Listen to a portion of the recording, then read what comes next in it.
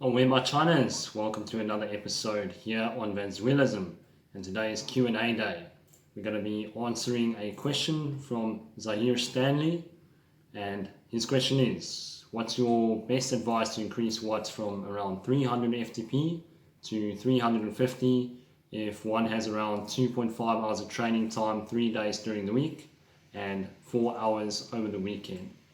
Well, the short answer to this is that it's going to take a long time to go from 300 to 350 FTP, seeing as that's a huge jump in power, and it can take up to a year to get that much in gains.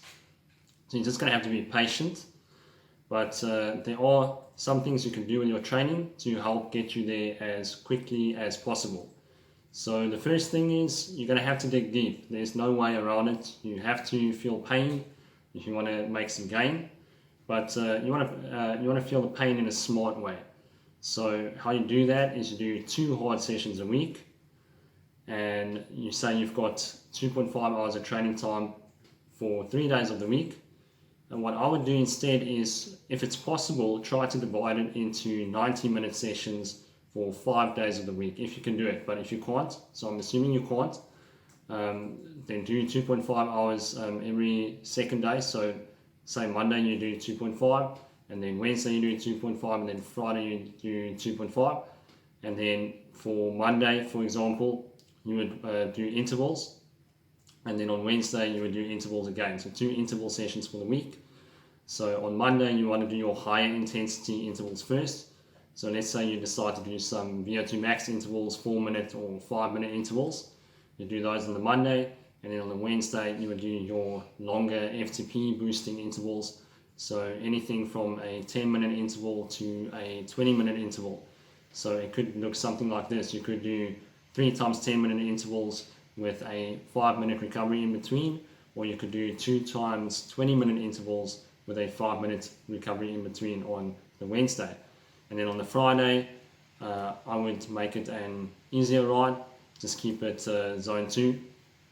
So on your interval days also, you want to keep it zone 2 when you're not doing intervals. Obviously between your intervals, you want to drop it down to zone 1 so you can recover properly from interval to interval. And then finally, the longer time that you have on the weekend, I would just spend it on one day, make it a Saturday or a Sunday. It will probably be better to do it on the Saturday because you want to be fresh again for the Monday when you hit the intervals.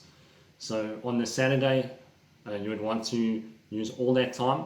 So make it a 4-hour ride. That long ride every week is very important because it trains your body to use fat as a fuel source.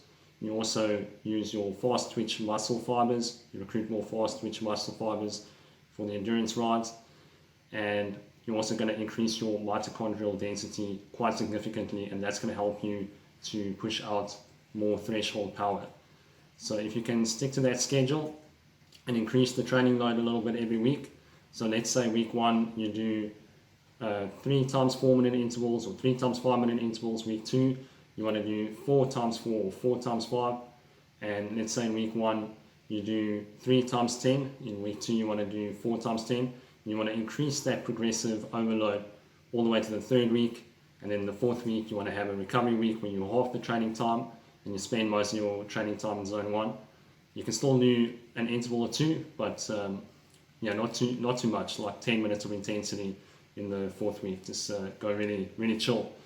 And one tip that I highly recommend, instead of doing interval training, is to find a Strava segment that is similar to the length of the intervals you want to do and just go smash that.